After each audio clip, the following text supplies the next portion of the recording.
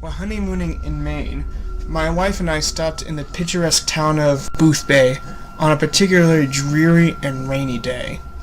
Since our planned picnic was out of the question, we sought shelter in a run-down little antique store near the harbor. While my wife inspected the large chests and side tables near the door, I eagerly examined the antique tools and seafaring equipment inside the glass sales counter at the back. Being a collector of optics and mariners and instruments, I hoped to find a sextant or perhaps an old leather-bound telescope. A particularly interesting piece caught my eye, however. It appeared to be a heavy brass flashlight, bearing a worn brown patina, but remarkably modern in design. I asked the shopkeeper, but he could only tell me it was found in the same old sailor's chest as several of the compasses and sextant also on display.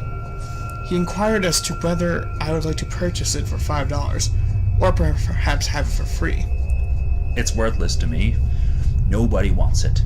When I remarked about the price, he sighed wearily, and then reached into the cabinet and retrieved it for me.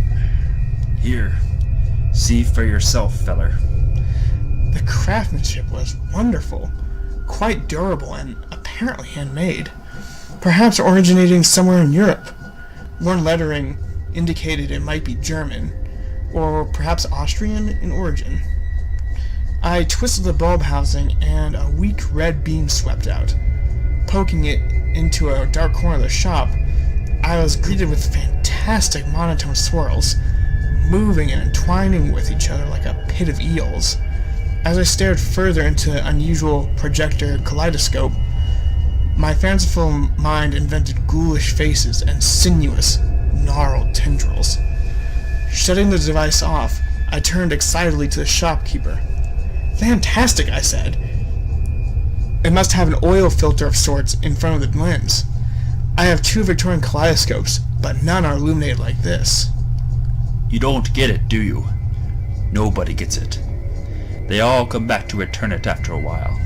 The shopkeeper leaned on the counter, and I could see that he was breathing heavily and perspiring. They all think it's some sort of trick, until they start seeing it when the light's off. He looked at me intensely.